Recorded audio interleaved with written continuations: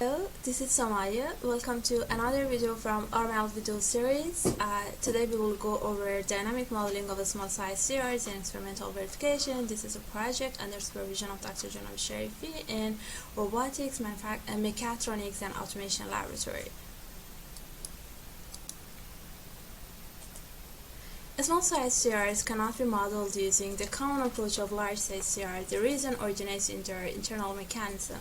In a small size series, due to the size limit, we cannot see the regular tendon backbone structure as we see them in large size series. In such a structure, there are a couple of discrete discs along the backbone which have some holes in them. The number and location of discs determine the interaction model. By interaction model, we mean the number and location of contact points between tendons and backbone.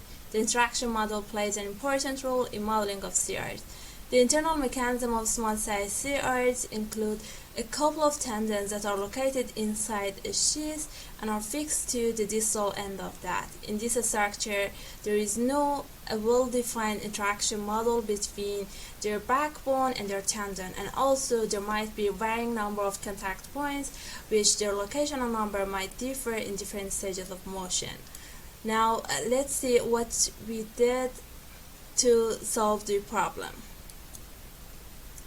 To model this type of series, we propose that they could be modeled using a modified equivalent model for large size series. In the first step, we considered a standard model for large size series with considering all parameters regarding the interaction model as unknown parameters. Then within that model, we modified the interaction model by replacement of the friction model by a continuous shape dependent friction model similar to that of what we see in tendon-sheath mechanism. Tendon-sheath mechanism are passive continuum structures that provide a path for transmission of tensions. In the last step, we went through the system identification of the entire system, including the handle, shaft body, and bending section.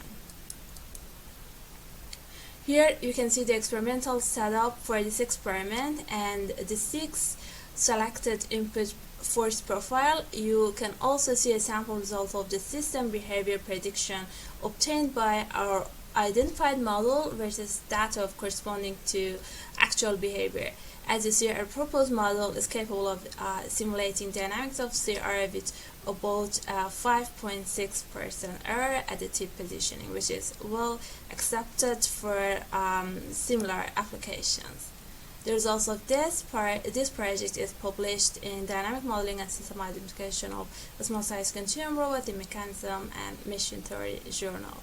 Thank you so much for being with us today. Thank you. Bye.